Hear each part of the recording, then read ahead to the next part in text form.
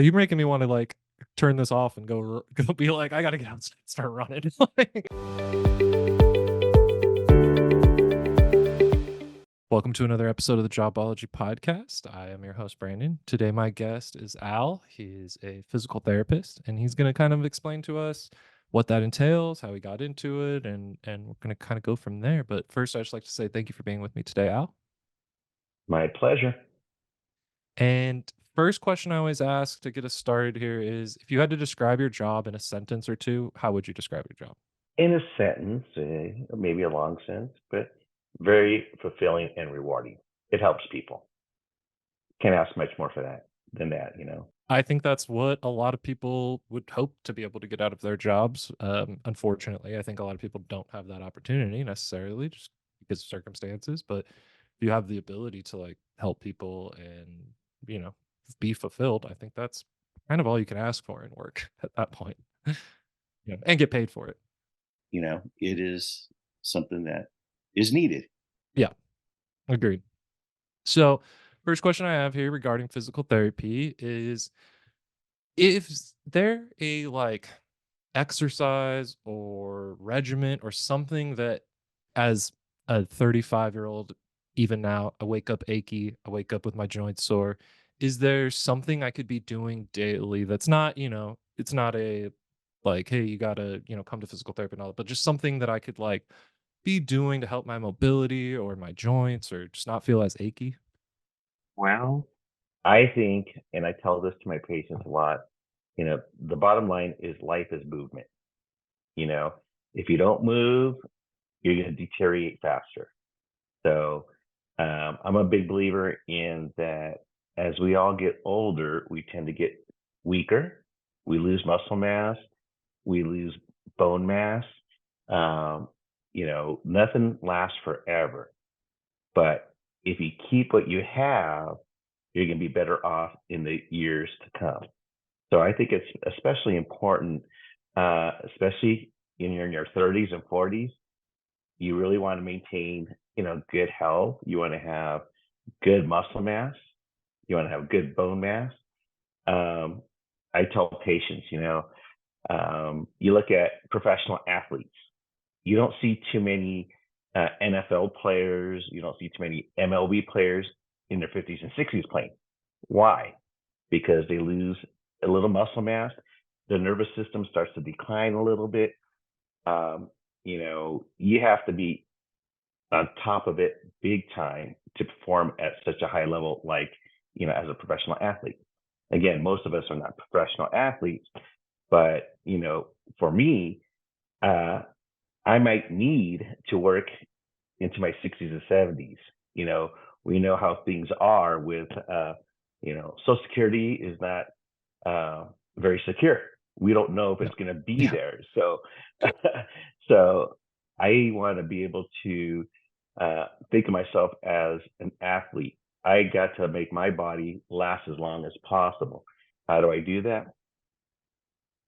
To keep myself flexible, strong, active. You know, um, again, like with my family, I've always preached being very active. I've always told my kids and my patients, when you're in your 20s, you really want to put on as much muscle mass as possible, because when you start to get to your mid 30s, you're kind of topping out right about there, right? So Yeah. I'm not going to say it's downhill, but generally, studies show that we start to lose about 1% of muscle mass, bone mass every year after our mid 30s. Doesn't sound like a lot, but it goes down. So it's, like airplanes, you need as much altitude. Altitude is time and safety. So when you're young, get that bone and muscle mass. It's almost like to build it up, because then if it starts coming down, it's gonna come down back to, like, normal, whereas if you don't have anything and then it goes down, you're getting into struggle territory. Okay. Like I said, motion is lotion, life is movement. A lot of studies just show simply, the stronger your legs are, the longer you're going to live. The faster you move, probably the longer you're going to live. You start to see the unfortunate little old lady or little old man starting to shuffle their feet. Why are they doing it? It's because they're losing muscle mass, they're losing balance. You know, life Mhm. is movement. The body is not designed to be a stationary object. And then, unfortunately, in our society, um, I even like our kid, my children, they do a lot of their work at a computer. Mhm. So that is a lot of inactivity. Yep. So when you don't move, you're not using your muscles. A lot of businesses recognize that. They have like police stations now that have treadmills. Why? Because they have to get them up and moving their heart. Get their heart rate up. When people just sit, you're going to deteriorate quicker. Is that something that I need, like, equipment at home for, or can I just do, like, body weight squats in the living room? Like, what you know? Simply walking briskly. That is great. Like I said, you don't have to have fancy equipment. You know, I'm a big believer in getting to the floor and standing up. There's I don't know if you've ever heard of blue zones. I have, I was gonna say that, yep. Blue zones are areas where people commonly live to 100. And there's 5 blue zones, one in the United States, which is Loma Linda. The other ones are like in Sicily and Greece, Costa Rica, but there's like 5 of them. And Okinawa. And, like, the Mediterranean was a big one too, I think, right? Right. That's in Sardinia, I believe. Yeah. So, Yep. but they look at what it is, why people live long. And it's just not one thing. It's a multiple of things. As the studies suggest, strong legs. The people in Italy, they're not in cars and they're walking up and down steep hills all the Yeah. time. And people in Okinawa are sitting on the floor having their meals, and they're up and down from the floor about 20 times a day. So you have to have leg flexibility and strength.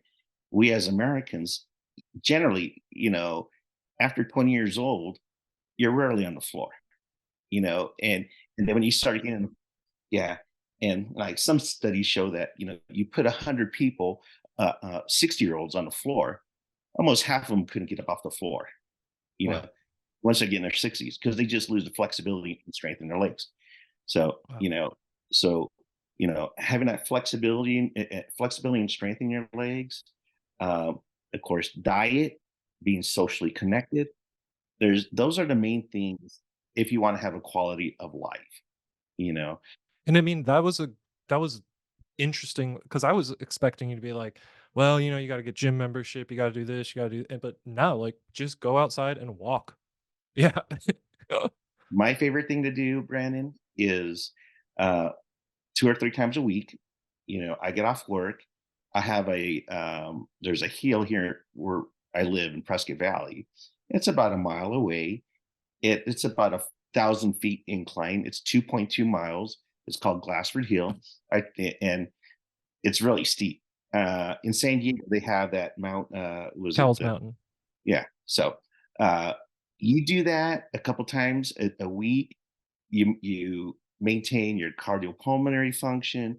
You keep your leg strength, and I mean, I feel like I can still go. Think I gotta take some of these, pieces of advice a little more to heart and make sure I'm, no pun intended, but make sure I'm getting out there and actually, I would say, again, you're young. Keep that muscle mass. Strengthen up your legs. Practice getting up from the floor. Um, you know, um, Walk, and not only walk briskly. So, one of the things of late is like our bodies have slow twitch and we have fast twitch muscle fibers, right? Generally, as we get older, we start to lose that fast twitch. The fast twitch is what helps us respond. A car's coming, you got to jump out of the way. If you're slow, if you start to fall, you better get your leg out there, and that helps you to prevent from falling and breaking a bone or cracking your coconut. You don't want to hit the ground. sure. Fast twitch. So I always tell my patients, I in physical therapy, I'm I do outpatient physical therapy here in Prescott Valley. I've been a physical therapist for 33 years. So I've seen a lot of patients. You know, I've seen Yeah. a lot of I've seen a lot of healthy people and unhealthy people. So Mhm. I kind of know what the path I want to take. I'm very fortunate. My job, I get to exercise all day long. I'm working with Interesting. Sure. patient to, you know, practicing getting up on the stairs, getting up off the floor, pushing, pulling, lifting. So a lot of core strengthening. I feel like you have to, like, show them how to do it too, so it's like, I do get that extra because, like, "Okay, I want you to do this. Get up, sit," 10 times, and you've already done it 4 right there, like, in the little demonstration. Right. And just weight shifting, balance, going steps. I'm doing it all day long. And which I think is fortunate. Usually, I ask a question later on, but, I mean, you kinda just jumped it right there, but, like, what's a hidden perk of the job? You have your perks, your benefits, your vacation time, the health, dental, all that, but, like, a hidden perk is, like, I get to exercise and work out at work while I'm helping other people. Like, I think that's a big perk to a job. Well, as we all get older, knowledge is power. You know, Yeah, hopefully as we get older, we get wiser, you know, and that's the idea. I just think, well, my perk, I think with my job, again, you know, if I was working at Costco in a tire, I probably wouldn't be exercising. I wouldn't be getting up and off the floor. I wouldn't be climbing the hills. You know, those are very laborious. I mean, they're great jobs. Yeah. Yeah, telling the guy that does all that when he gets home, "Okay, go hike that hill." I'm like, "No, Yeah, exactly. No, no it's thanks." Yeah. I like to think I'm a people person. So another hidden perk is I see 10 patients a day, and I see every patient for 45 minutes. And I see usually each patient for maybe 10 visits, sometimes 20, but usually more in a 10 range. And I see them after a knee replacement, a hip replacement, rotator cuff repair, car accident, a fall. And I really get to meet the neatest people, you know. Yeah. Again, having been a physical therapist for 33 years, I've got to see and work with, fighter pilots from World War II, you Wow. know, uh, fighter aces from World War II. I've had patients who were POWs from day one. I mean, just magnificent people, just Yeah. people who've, done things and, who've been, I've had patients who've been bodyguards for presidents and so, Wow. you just you get to establish rapport, Yeah. and I live in a kind of a small town. So when my wife and I are out and about, hey Al, Ah. hey Al, Yeah, that's interesting. Oh, okay. Do you ever yeah. get someone coming up and like, "Hey, Al, real quick, I hurt my finger at work today. Could you take a look at it?" or something like that? Oh, all the time. Yeah. Yeah, again, I live, Prescott Valley is a pretty, it's a moderate sized town, probably about 40,000 people now, getting bigger and bigger. You Californians are coming over all the time. So, um, but, again, having been with this hospital for almost 28 years, it's funny. I've seen people, they would get their right knee replaced. Okay, Al, I'm going to get my left knee replaced. I'm going to get my right hip replaced. My left hip replaced. I'm going to get my shoulder replaced. And then it gets to the point. These joints are good for about sometimes 20 years. Then they have to start revisions. So I'll see patients. It's the same patients. Oh, interesting. Yeah, that's interesting. So like patients I've seen 20 years ago, they're like, okay, I need a knee revision. They have to put in a new prosthesis. So oh yeah, I saw you 20 years ago for that, that joint. Yeah. And then you kinda get to, like, catch up, like, "How's it go?" What so that's cool, I like that. I obviously enjoy talking to people, or else I wouldn't be doing this, Yeah, and yeah. so I get that perk of, like, "Hey, I'm not just stuck behind a computer all day, and I don't see or talk to anybody," but some people like that. That's not for me. I don't think that would be for you either, so, interesting. I have one other job-related question that I think I was trying to come up with the answer to, like, see what you would say, but I don't have no idea. What is the hardest part of the body to physical like, repair or Strengthen through physical therapy. Like somebody comes in for a knee replacement, I usually tell patients, gosh, I've done hundreds, if not thousands of knee replacements, hip replacements, and the hip replacements are, you're going to do good. Knee replacements might do a little longer, but you can do better. Rotator cuff repairs can take a lot longer, months. Yeah. So, and then again, some conditions are chronic or long-standing. Somebody who had a dense stroke or somebody who has Parkinson's.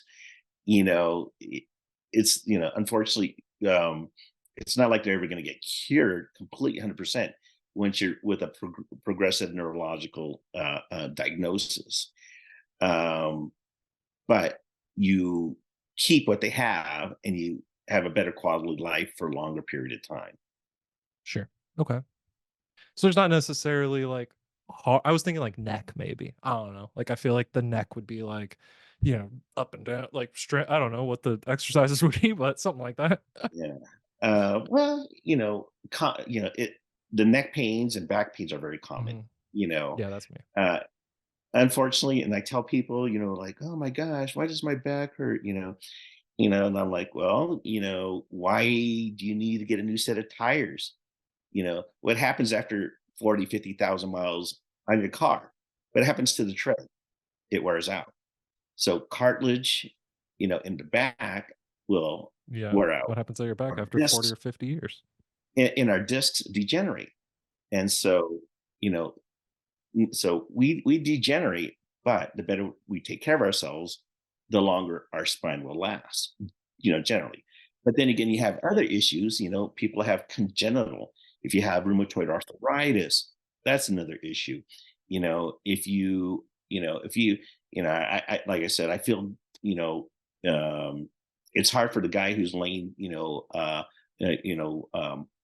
block walls, have to lift 16, 20-pound blocks all day long. That's brutal on the back and the shoulder, or somebody who has to, do drywall.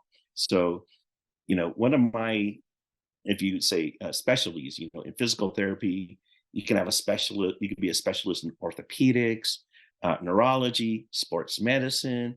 Um, uh, um, uh, there's geriatrics. There's a lot of specialties, neurology. There's a lot of specialties within physical therapy. I would have had no idea. Yeah. Oh, yeah. It's just like, if you break your leg, you're going to go to a doctor, but you're going to go to a bone doctor. That's an orthopedist. If you have a heart attack, you're not going to just go to a regular doctor. Go show up to the bone doctor. Hey, I got a heart attack. Like, great. I don't know what to do. Yeah. But there are excellent subspecialties in physical therapy, Okay. and mine is more ergonomics. Okay. So I'm a big believer in um, just in movement and moving correctly. Trying to go out to the community and help those people who, unfortunately, their job is, sometimes I can go, I got to go to the courthouse and tell them, look, you guys, you're getting carpal tunnel. Why are you getting carpal tunnel? Because, the worst things you can do to your body is, one is repetitive motion. If you're doing the same thing over and over, that's not good for the body. If you're using the same joints over and over all day, it's not good. So if you're doing drywall and you're just hanging, bad shoulders, bad neck, right? If somebody is, I mean, I've seen places where people have to, you know, their job is to, buff golf clubs. So they're sitting at a grinder and buffing all day long.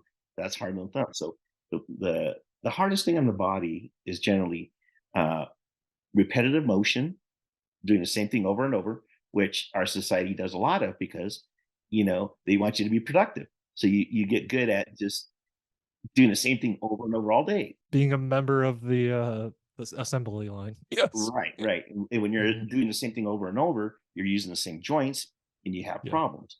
Uh, so, and then another thing is awkward postures. If Mm. you're like that plumber who has to get under the sink and contort and Every time. twist, Yeah. you're going to Yeah. put your body in some abnormal positions. That's not good for the body. Right. Especially if you have to stay there, or like if you're under for, 20 to 30 minutes because you're trying to fix some, you know, then that, okay, got it. And then you go to another job site and do the same thing and same thing and same thing. And so, and I have to, and sometimes talk to people, and that's their livelihood. All they know how to do is lay block, and they're reaching and using block and doing the same movement all day, and they get a rotator cuff repair, and it's like, well, okay, Mr. Physical Therapist, what should I do? Da, da, da, da. I'm like, well, there's always a chance you can re-rip it, just like a professional baseball pitcher.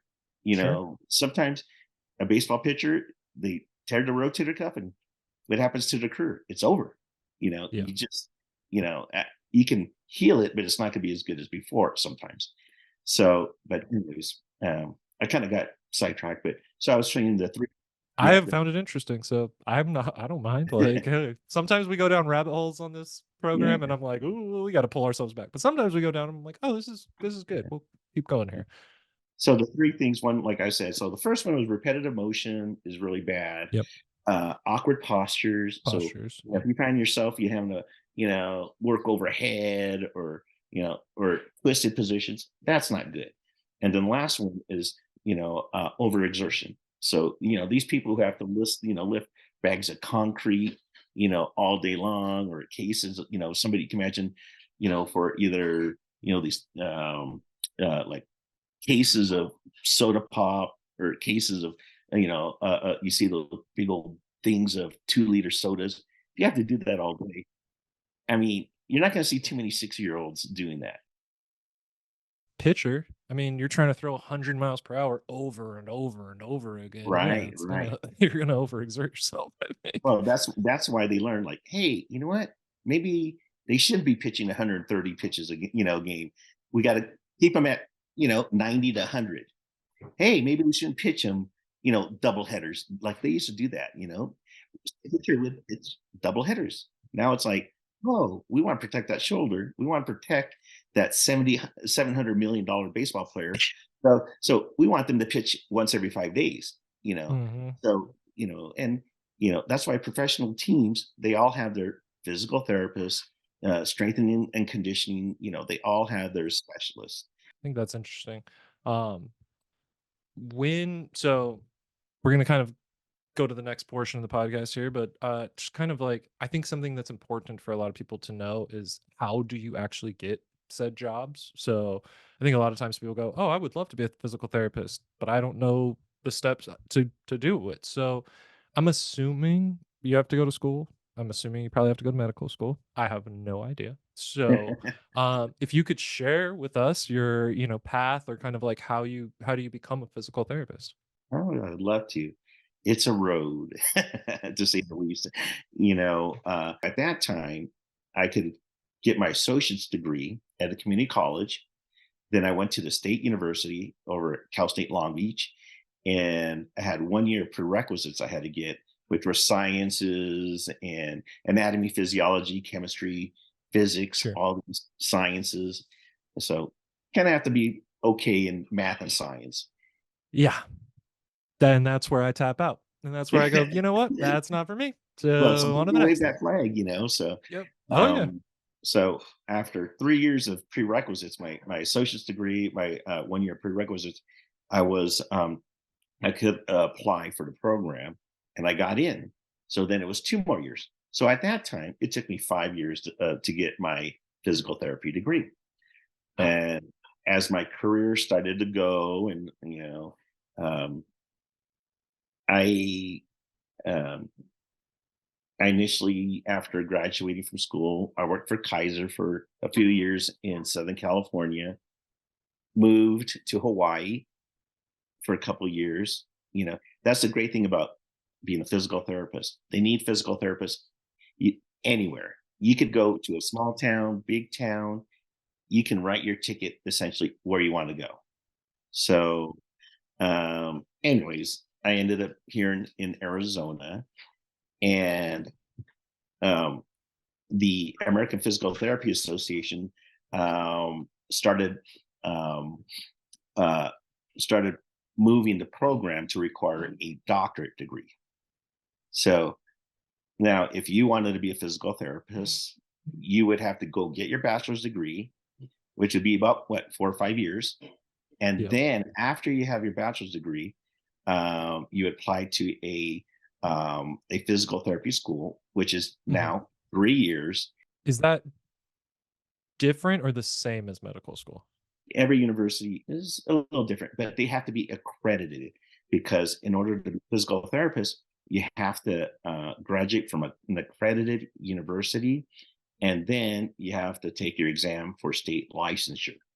Okay. Wow. Okay. So this ain't something that you can just say, "Hey, I'm being a physical therapist tomorrow," and start. It's like it's a path. You got to plan for it. Okay. Yeah, you don't want to get fined because to be Sure. a physical therapist, when you say you're a physical therapist, it is the assumptions made that you are a licensed, registered physical therapist. So um, that means so it's been 7 years of college nowadays. So it's not a short road, and it's not cheap. No. So we know how university 7 years of college has really increased over the years. So but if you are passionate about helping others, and uh, if you are very conscientious about health and wellness, I always think in high school I wrestled, ran cross country, and I always noticed I'm like, you know what? For some reason, when I exercise, I feel better. Who would have thought? Yeah. Yeah, who would have thought? It's like, Yeah. and so that kind of led me to physical therapy as well. I just Okay. knew I just mentally and physically feel better with exercise. Yeah. I'm a big believer in the mind body connection. Uh, Mhm. and I believe in blood flow. You know, Okay. Exercise dilates blood vessels, brings nutrients to tissue. When you're Mm. inactive, your blood vessels close and you don't bring the nutrients to your brain, to your heart, to your tissue.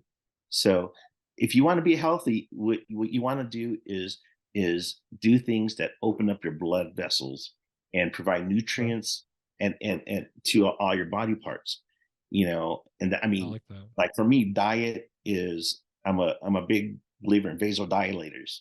That Mhm. means blueberries, strawberries, leafy greens, you I know, like that. try to stay away from things that constrict your blood vessels, Sure. smoking, and other kind of just unhealthy, being a sedentary lifestyle. You making me wanna, like, turn this off and go be like, "I gotta get outside and start running." Like, I Yeah, you look at the people who really, have been the healthiest is they stay very active, very physical. I mean, it's what you want out of life. Everything is what you want. You're gonna get out what you put in.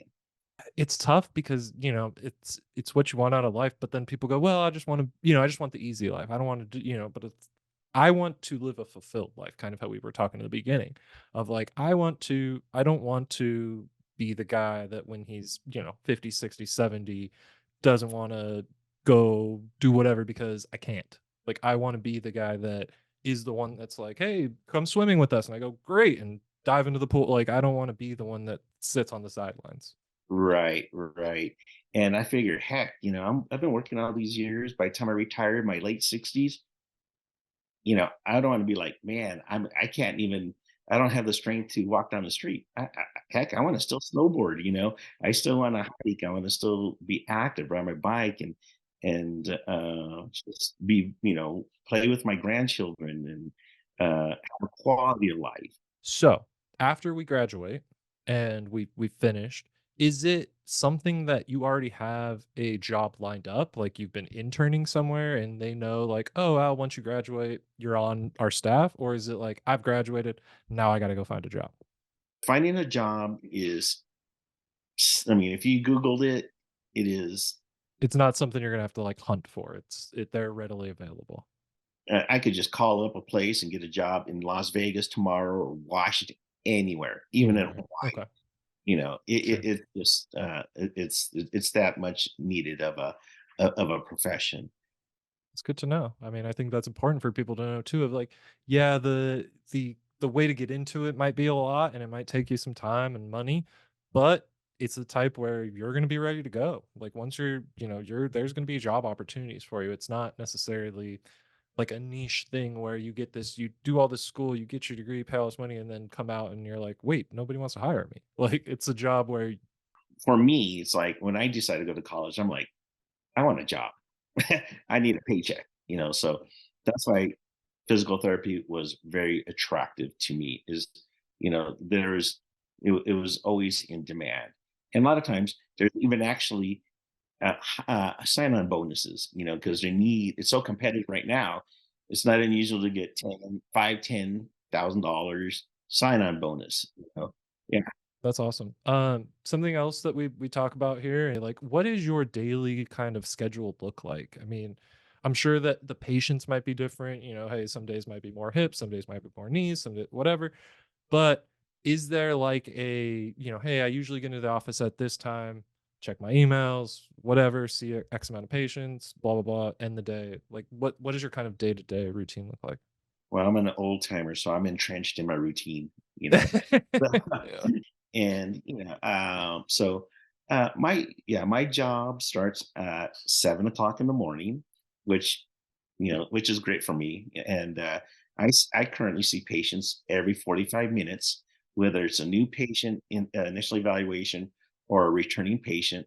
And what I really like about where I'm working, and I'm very, very fortunate because this isn't like everywhere. Um, uh, I I see one patient every 45 minutes, and many private practices, you might be seeing 2 or 3 patients every 30 minutes, and that's you know, Yeah. some settings are more demanding than others. So again, you have physical therapists that work at schools, yeah, and you have physical therapists that work outpatient. You have physical therapists that work acute care hospitals. You have physical therapists that work home health. There's a lot of different, again, Avenues. yeah, Yeah. your professional sport teams. So there's a lot of things. But I'll get back to your question. So, No, because you're good. yeah, That's yeah, something though that people need to know is, like, just because I'm saying this my schedule doesn't mean that that is a blanket for everybody. right, right. Gotcha. Uh, Okay. but so it's 45 minutes, and so in the morning, I usually have 6 patients scheduled. Go to lunch, come back, and I have 4 more at the end of the day, and I finish at 4 o'clock. So, and I think I kind of got it down to a science, having been in my clinic for about 28 years.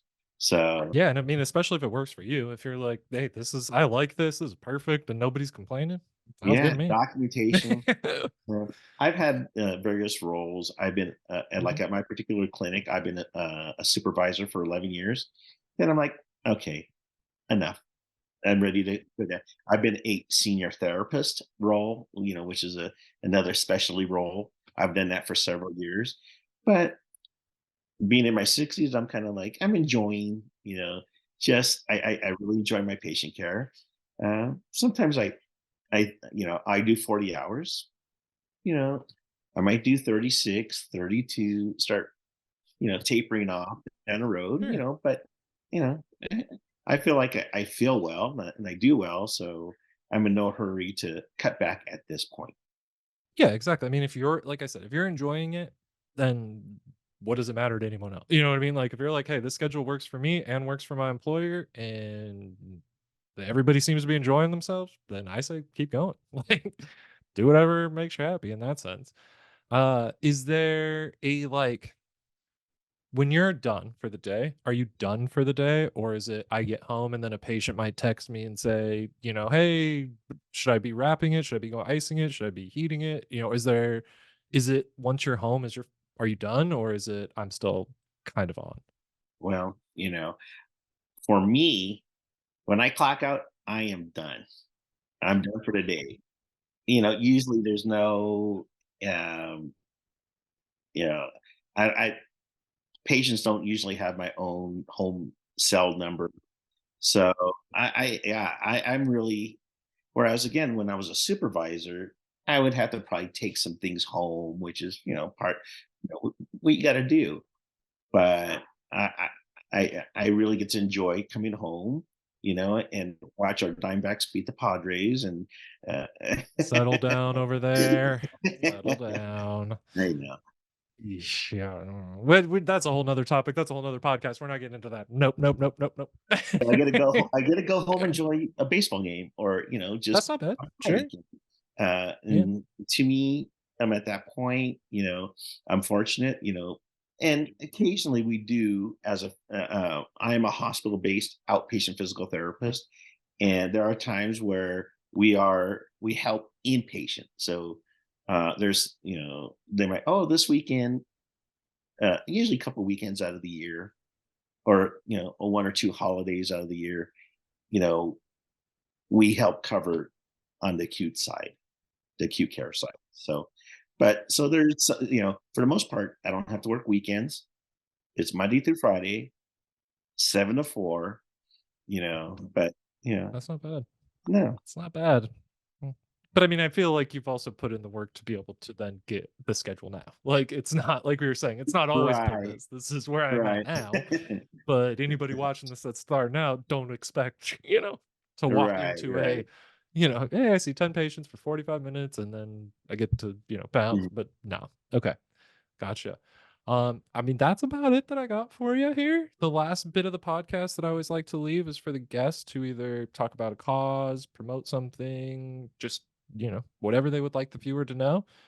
So here's your time. Oh, wow. And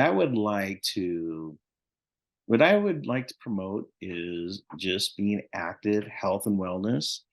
Not bad. Um, my wife is very involved with the Alzheimer's Association. So support your local walks in all the various states. That's We awesome. had a family, close member of our family who had Alzheimer's. So it's a cause close to our heart. I know my wife does the community outreach.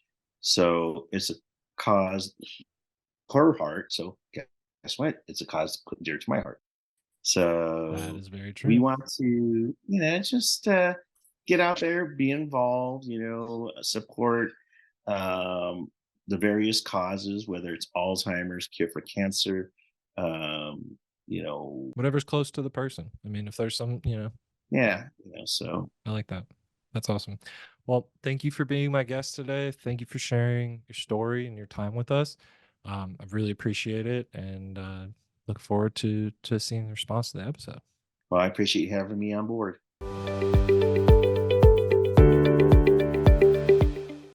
Well, that's it for another episode of the Jobology podcast. Thank you for tuning in.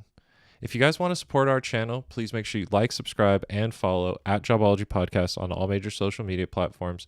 Your support means everything. Like we say to end every episode, make good choices.